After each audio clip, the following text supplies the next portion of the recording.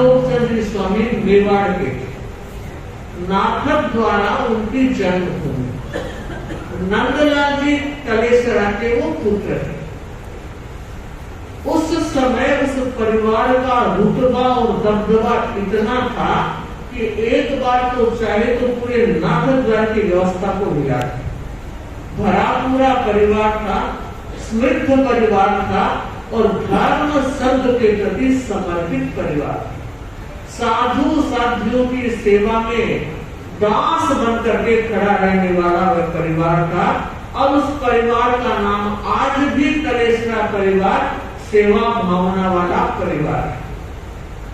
उस परिवार में अनोपचंद जी का जन्म हुआ, शादी हुई और एक घटना बनी। एक दिन उन्होंने अपनी पत्नी से कहा कि संसार के भोग अंत तो गत्वा व्यक्ति को शांति नहीं दे सकते, तो पूछा क्या करना चाहिए कि अपन को भोग का त्याग करना चाहिए। पत्नी भी कितनी धर्मानुरागिणी रही होगी, मात्र अनोपचंद जी की उम्र 22 वर्ष की और पत्नी की उम्र 18 वर्ष की। 22 और 18 वर्ष की उम्र वाली जोड़ी ने जिंदगी भर के ब्रह्मचर्य का त्याग किया। कितनी बड़ी 60-70 वालों को पूछे तो बाप जी सोच विचार कीजिए, चिंतन कीजिए। और जब इस बात का पता नंदलाल जी को लगा, उनके छोटे भाई कुशाल जी को लगा, तो परिवार वाले इतने नाराज हुए जिसकी सीमा नहीं। पर उन्होंने कहा हमने सोच विचार करके ये कदम उठाया।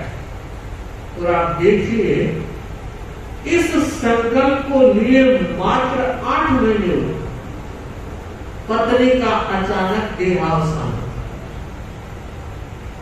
पत्नी की अंतिम क्रिया करके आए, रात्रि का समय था। अनूप जी ने चिंतन किया, अरे संसार का यह स्वरूप। बंधु, जब तक दोनों रहते हैं जिंदगी की गाड़ी अलग ढंग से चले, दोनों में से एक हो जाए तो जीना कई बार बहुत मुश्किल हो जाता है, कठिन सफर होने लगता है।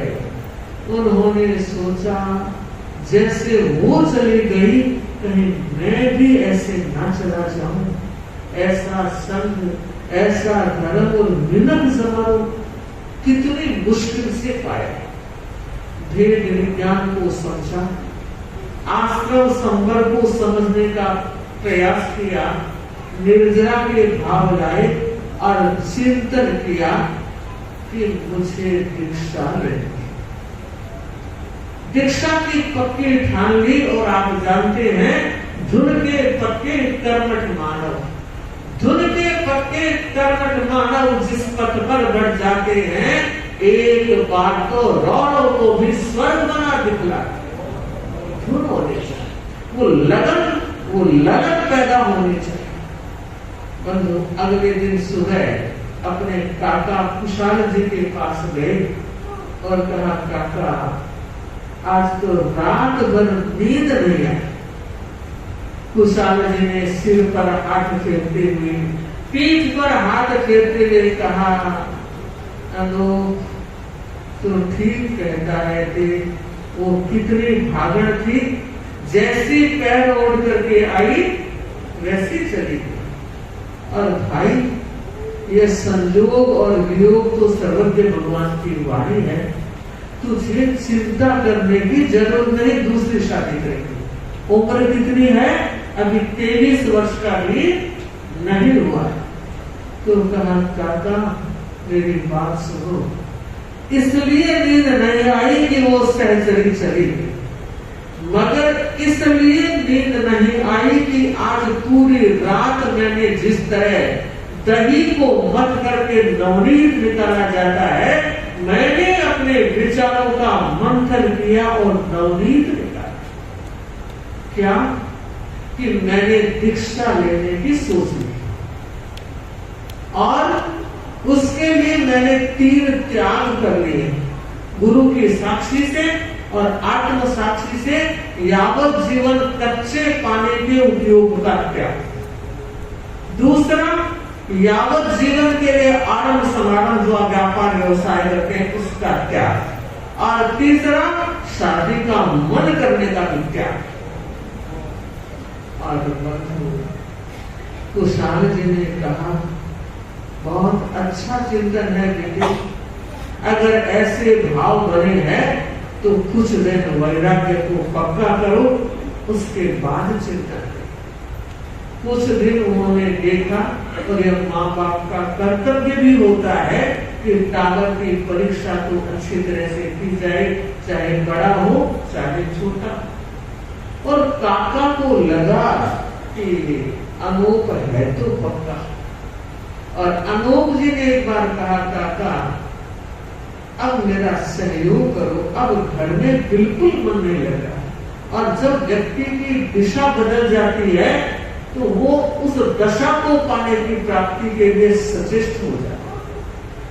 तो आप सहयोग करो, पिताजी को बात कहो, क्योंकि उनकी आज्ञा होगी तो ही मेरी दीक्षा। कुशाल जी ने एक दिन बड़े धीरज के साथ नंदलाल जी को बैठकर समझाया कि भाई साहब, अनूप दीक्षा लेना चाहिए, आज्ञा दे देनी चाहिए, बहुत पक्का। तत्वज्ञानी व्यक्तित्व था। और उन्होंने कहा, अगर उसका मन साधना में लीन होना चाहता है, अगर संयम में रमण करना चाहता है, तो भाई आपा तो गलत है, खुशुरा। बहुत अच्छी बात है कि बिल्कुल अच्छी बात है, मैंने उसे बहुत परखा है और उसने एक ही बात कही कि जो बंधन टूट गया अब मैं दोबारा बंधना नहीं चाहता।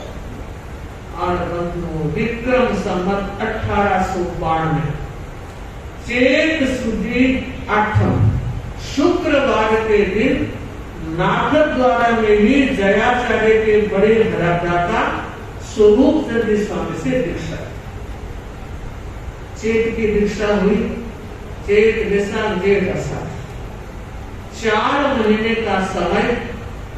और संतों ने कहा, भाई अब 10वें तारीख से हमारा यह क्रम है, दीक्षा के तुरंत बाद सबसे पहले 10वें कालिक सूत्र सिखाया जाता है। उन्होंने 10वें कालिक सीखने का प्रयत्न किया, कुछ थोकड़े बोल भी सीखे। एक दिन उन्होंने पूछा कि मुनिश्री, मुझे ऐसे बताओ कि जल्दी से जल्दी कर्म कैसे कर सकते हैं? तो कोई योग और संयोग रहा होगा। स्वरूप चंद्र स्वामी ने फरमाया, भाव कोड़ी संचयम कम्मम तवसा निजरिंचे, कि भगवान महावीर की यह वाणी है कि पिछले करोड़ भव पहले के कर्म तपस्या के द्वारा बिना भोगे काटे जा सकते, और उनको तो मानो संजीवनी मिल। पहले चौमासे में उन्होंने जो तपस्या प्रारंभ की, बेले तेले चोले की गिनती नहीं, एक 32 का मास कमा किया। अगले दूसरे चौमासे में उन्होंने 28 का मास कमा किया। और उसके बाद आप सुनेंगे मानो तपस्या की बाढ़ सी लाई। अगले तीसरे चौमासे में 45 की तपस्या की, चौथे में 54 की तपस्या की, 5वें में 68 की तपस्या की, 6ठे में 77 की तपस्या की, 7वें में 91 दिन की तपस्या की, और 8वें चातुर्मास में 95 दिन की तपस्या। एक साथ लगती रोटी खाई नहीं, 4 महीने को छोड़ दो, चैत वैशाख जेठ अषाढ़। उसके बाद चौमासे से लेकर उन्होंने कभी एक साथ 2 दिन आहार नहीं किया। परंतु 1909 की घटना, उस यद्यपि 1909 में जयाचार्य आचार्य बन गए थे, लेकिन उनके आचार्य बनने से पहले की घटना है। उस समय वो युवाचार्य थे और मेवाड़ के गांव आमेर के पास कुआठल गांव है। हमने भी वहां स्पष्ट किया है, विचरण किया है। कुआठल छोटा सा गांव है। युवाचार्य जय विराज रहे थे और ये सेवा में आए हुए थे अनोप चंद्र स्वामी। अब देखिए, एक दिन आते हैं और कहते हैं कमान दादा आज एक बहुत बड़ी भावना ले रहा है। आप तारक पुरुष हो, गुरु चिंता पूरक होता है, आशा पूरक होता है, मेरी आशा पूर्ण करो। तो बोलो तब से क्या क्या इच्छा लेकर आए कि अब तक तो मैंने 2 अंकों में तपस्या की, समझ गए? अब तक तो 2 अंकों में तपस्या की है, आपकी अगर कृपा हो जाए तो 3 अंकों में तपस्या करना चाहिए। अरे तपसी क्या कह रहे हो? कि ठीक कह रहा हूं, आप जैसे समर्थ युवाचार्य का आशीर्वाद मिल जाए तो हर काम संभव है। और मैं बताना चाहती हूँ, अगर गुरु की कृपा मिल जाती है तो बोना सरोला बन जाता है और कंकर भी सोना बन जाता है। बंधु तो कहा बोलो क्या प्रस्थान करा, क्या भावना लेकर आए? तो कहा मुझे एक साथ 6 माह से प्रस्थान। तब से करोगे हो कि सोच रहे हो बस कृपा चाहिए। और बंधु गजब के संत थे युवाचार्य जय, स्वर को साधा और एक साथ 6 मासिक प्रस्ताव। 6 मासिक कितने दिन की होती है? 180 दिन की। और उन्होंने पहली 6 मासिक 191 दिन की। उसके बाद अगले वर्ष 2 के बाद 10 में भी 6 मासिक की 181 दिन की। अगले 11 में भी 6 मासिक की 11 में 6 मासिक की 193 दिन। और 1912 में उन्होंने जो तपस्या की 212 दिन। 13 पंथ के इतिहास में उन्होंने नगीने जड़। बंधु उसके बाद क्रम चलता रहा, 1 से लेकर 35 तक की लड़ी थी। इतिहास बोलता है एक 14 का टुकड़ा बाकी है और 20 दिन की और 21 दिन की 2 तपस्याएं 24। अब मैं घटना बताना चाह रही हूं। 1915 की बात है। जयाचार्य आचार्य नोबेली बन गए थे तो 15 की घटना आचार्य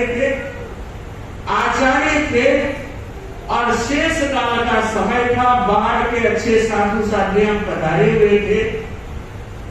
ये अनोप चंद्र स्वामी भी वहां थे और संध्या के समय प्रतिलेखन के समय, प्रतिलेखन का 2 समय होता है। एक तो सुबह प्रतिक्रमण के बाद प्रतिलेखन किया जाता है।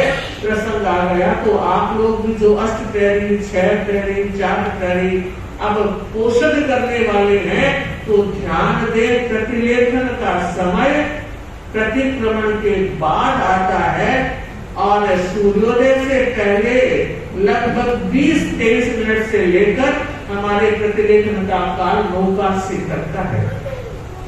तो वो समय प्रतिलेखन का। और दूसरा जब चौथा प्रहर शुरू होता है दिन का, वो प्रतिलेखन का समय होता है। तो वे प्रतिलेखन करके आए दोपहर में और आकर के कहा कि गुरुदेव एक विचार है, एक इच्छा है, आप कृपा करो तो पूरी हो जाए। तो पूछा बोलो तो उसकी क्या इच्छा है? कि एक मास खमण करो। तो जयाचार्य ने फरमाया देखो विचार कर लो, आप भी चिंतन कर लो, मैं भी चिंतन कर लो। ठीक है, पधार गए। जोग संजोग देख सब जी ब्रह्मा सरदारा जी पहुंचे। साथ में 2 साथियां थी, हाथ में सतियों की जोड़ी थी और गुरुदेव के पास और कहा गुरुदेव पात्री खाई 1.5 सेर घी बच गए। 1.5 सेर के क्षमा दाता लेना नहीं चाहती थी और एक भाई की भी ये भावना नहीं थी इतना गहरा पीपा था और ठसा ठसा लग रहा था घी। तो मैंने पापी मांगी थोड़ा बहुत आएगा, लेकिन मुझे नहीं पता था वो नीचे से गर्म था और घी हुआ। जितने सतियां उठा सकती थी वो घी उठाया और अब 1.5 सेर बच गया है। हमारी उठाने की ताकत खत्म। अब आप कृपा करो संतों को दे करके घी। और शाम का समय शरणाचार्य ने फरमाया कि जाओ तपसी को बुला कर अभी अभी जो कहकर गए कि मांस खमन करना है, तपसी को बुलाया गया और कहा कि सतियों के थोड़ा घी बढ़ रहा है, आप उठा। अरे अंदाजा मैं तो आग ही कर लियो, उसमें ठंडा आग करते थे, सुबह का रखा हुआ लेते थे, मैंने तो आग भी कर लिया और 2 टोक से पानी भी पी लिया। तो सरदार सती बड़ी समझिया साथी थी। उन्होंने कहा तब से आप क्यों फर्क पड़े, पेट रहे किसी को न पड़े रही। तो कहा अच्छा मोटी सजा एक काम करो, 1 सेर खिचड़ो मंगा दो, 3 पाव कटी मंगा दो और 1 पाव चीनी मंगा दो, काम सरदार। सारा कितना हुआ माल मसाला? 1.5 सेर घी, 1 सेर खिचड़ा, 2.5 सेर, 3 पाव कटी और पाव चीनी, 3.5। व्यवस्था हुई और सचमुच में तब से ने काम सरदार। कोई जोग संजोग की बात थी, उस रात अपच हो गए और एक उल्टी भी हुई। जयाचार्य को सूचना मिली कि रात तपसी के जिसोरा नहीं था, एक बार रोमन किया। वे आए और जयाचार्य ने फरमाया तपसी रात में जिसोरों को ले रहे हो। अब तपस्या का विचार बदल दो। 1 महीने की बात है ना कि अब तपस्या का विचार बदल दो कि गुरुदेव बदल दिए। तो अच्छा फिर मैं आपको उपवास बचका दूं, क्योंकि वो लगातार तो भोजन करते ही नहीं थे। क्योंकि दाता आप खनो उपवास ओपे ही बोल। तो फिर ठीक है, तो पंचोला बचका दो। अरे बाप रे, पंचोला ने कोई गिनती को फिर तो पखवाड़ा बचका देता कि पखवाड़ा तो बना ही कर लिया। अरे तपसी करो के विचार बदलो। मांस खमन बचका दो कि नहीं, मैंने कहा ना मांस खमन का तो विचार बदल।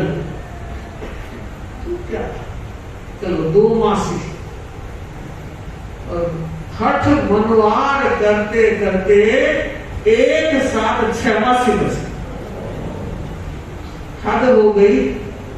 मैं बताना चाहूंगी उन सभी तपस्वी जो यहाँ बैठे हो, अगर भाई बहन, आज बाबूलाल जी के पंचोला है, बहुत से टेले वाले पंचोले वाले बैठे हैं भाई बहन, सरोज बोध चोला है, पंचोला है और भी तपस्वी है। तो मैं ये बताना चाह रही हूँ कि किस तरह हमारे धर्म संघ के तपस्वियों ने कितनी बड़ी हिम्मत करके लिखा कर 6 मासी बचक ली।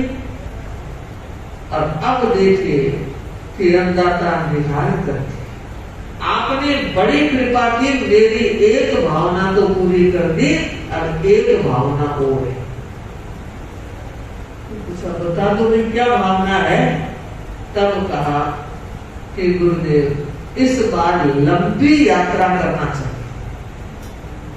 उस समय की लंबी यात्रा मालवे तक की यात्रा लंबी मानी जाती। तो मैं इस बार का चातुर्मास मालवा करना चाहता हूँ। तो जयाचार्य ने फरमाया इधर तो 6 मास तक और उधर लंबा सफर कैसे करोगे कि आपकी कृपा हो जाएगी तो हो जाएगा। यहाँ तेरा मत में तो अगर गुरु कृपा हो गई तो कोई भी शिष्य कैसा भी काम कर सकता है, मगर नजर और दृष्टि चाहिए। 2 क्षण विचार किया, चिंतन किया, पैर छूटे और आखिर जयाचार्य ने झकड़ावत चातुर्मास करता, झकड़ावत मालवा में। अब कहा गुरुदेव 2 इच्छा तो पूरी होगी, एक और है। तो जयाचार्य ने सोचा अब एक इच्छा यही हो सकती है कि ये कहेंगे गुरुदेव कोई संत की व्यवस्था, संत की मांग करेंगे। और आप जानते हैं तेरा पंथ में यह मांग आचार्य से ही की जाती है और वो ही पूरी करते हैं। बाकी अन्य संप्रदायों में तो सबके अपने अपने चेले चेली हैं, जिसके पास जितने हैं उसके हैं। यहाँ तो ना कोई चेला है ना कोई चेली है, सारी गुरु की अमानत है और चाहिए तो मांग भी गुरु से करते हैं। और पूरा गंगा शहर मर्यादा महोत्सव 2001 हमारा सिंगाड़ा 1998 में धोखा में हुआ था। 2001 आचार्य श्री मावकरगे जी और युवाचार्य महासमन जी पूछा हो रही थी और उसके बाद एक दिन समय दिया और कहा बोलो से जी। तो मैंने कहा कि इस बार मुझे राज गुरुकुलवास से 2 सतियां चाहिए। तो आचार्य ने कहा ठीक है। तो युवाचार्य बताते ये कह रहे गुरुकुलवास से 2 सतियां चाहिए, मतलब 2 छोटे सतियां कि हाँ ठीक है। और गुरुदेव ने कृपा करके साथ सुधा प्रभा जी को वंदना करवाई और साथ में समग्र सर जी को उसके बाद वंदना करवाई। 2 साथियां थी, 2 हम थी और 4 को हमें दूर देश की यात्रा के लिए भेजा। और वहीं से हम सीधे लावा सरदारगढ़ में 1.5 का महीना आ गया था, तो दूर देश उससे ज्यादा जा नहीं सकते थे। उसके बाद अगला चातुर्मास हमारा सीधा बेंगलुरु तक आया। 2000 किलोमीटर की ये दोनों छोटी छोटी साधनियां और हम 2000 किलोमीटर गए। और ये 5वें साधनी जी तो हमारे बाद में आई। 2002 का चातुर्मास बेंगलोर में, 2003 का गुड़ियातम में, 2004 का कोयम्बटूर में, 2005 का चातुर्मास हमने चेन्नई में किया। मैत्रीवादी साधनी करने का सिद्धि की संस्थान पक्षियां छोटी बहन है, चेहरा मिलता है ना। और आप देखिए ये साथी स्वर्णरेखा जी के साथ थी, दीक्षा देते ही उनको हमारी तरफ भेजा स्वर्णरेखा जी के सिंघाड़े को। और जब हम चेन्नई में मिले तो गुरुदेव ने कृपा की कि साथी मैत्री प्रभा जी साथी महिमा जी के पास आ गए। तब हम 4 से 5 हो गए थे और कुछ वर्षों तक 6 भी रहे। गुरुदेव ने कृपा की साथी मंगल प्रज्ञा जी 2011 में दीक्षित हुई और 2020 तक हम 6 साथियां रही। 2020 का हुगली 19 तक हमारे साथ रही। 20 में हुगली में दर्शन किए, तब उनका अन्यत्र सिंघाड़ा करवा दिया गया और तब से उन्होंने मैसूर चौमासा किया, बेंगलोर किया, मद्रास किया और अब 4था चौमासा हमसे अलग होने के बाद हैदराबाद कर रही है। तो आचार्य जय ने सोचा कि भी लंबा सफर है, तपस्या भी है, एक संत की मांग करेंगे। तो कहा बताओ क्या इच्छा है। तो कहा कि गुरुदेव 500 भंडार से पानी दे। तो क्या कहा, क्योंकि उस समय भंडार से ही मिलते थे पन्ने लिखने के लिए, क्योंकि तो मैं 500 पन्नों की मांग कर रहा हूं। तो कहा 500 पन्ने कि हाँ आप कैसे करोगे, तपस्या है, तपस्या है, बिहार तो करोगे कि हाँ 2 कोस 3 कोस 4 कोस 5 कोस कर लूंगा, थोड़ा विश्राम भी करोगे, घड़ी आधी घड़ी विश्राम करूंगा, क्या बस इतना ही। तो क्या हम दाता सार्वजनिक पड़े सुनके मुझे 500 पन्ने देने की कृपा करो तो मेरा टेम अच्छे से पास होगा और यात्रा भी अच्छी होगी। इतिहास बताता है वो 500 पन्ने गुरुदेव ने दिए और प्रतिदिन उन्होंने 300 श्लोक लिखे। चक्रनावत पहुंचते पहुंचते सारा काम कर 86 तक का प्रत्याख्यान किया हुआ था 180 दिन। उन्होंने 191 दिन का पारणा 91 दिन का पारणा किया और कहते हैं 169 घरों में गोचरी। अब ये इतिहास खुला नहीं है, विश्लेषण नहीं, इतने तेरापंथी थे या जैन परिवार थे अथवा जो अन्य जाति के लोग जो शाकाहारी हैं वहां भी हम गोचरी जा सकते हैं। और उसके बाद बड़े धूमधाम से वो चातुर्मास किया और इतिहास बोलता है उसके बाद 5 छमासी हो गई। कुल कितनी हो गई? 4 पहले, 5वें 15 में और 5 और 10 छमासी तक। और उसके बाद की सारी तपस्याओं का लेखा जोखा जब पढ़ते हैं सुनाते हैं श्रावकों शरीर रोमांचित होता है। धन्य है ऐसे महान तपस्वी। 1929 में मेवाड़ के देवरिया ग्राम में चातुर्मास 17 की तपस्या प्रारंभ की। 15 दिन तक चौविहार तपस्या की। संतों ने अर्ज की गर्मी बहुत है, 16 के दिन पानी लगाया और 17 के दिन का नहीं, पानी की इच्छा नहीं है, फिर चौविहार शुरू कर दिया। चित्त में प्रसन्नता, चित्त में समाधि, शरीर में पूरी साता और अचानक 17 के दिन देर होगा। और यह है हमारे तपसी संत अनमोल जी का इतिहास जो हमें प्रेरणा देता है कि सचमुच में जहां गुरु की कृपा होती है और स्वयं का आत्मबल, मनोबल, संकल्प बल होता है तो संघ की नींवें मजबूत करने में ऐसे तपस्वी संत अपने जीवन की सारी शक्ति को झोंक देते हैं। तो प्रणाम करते हैं एक बार ओम आनंद के साथ। एक तपस्वी संत आप जहां कहीं भी हो तप की शक्ति इधर भी भेजते रहें और हम और हमारा समाज तपस्या के क्षेत्र में गतिमान बनता रहे।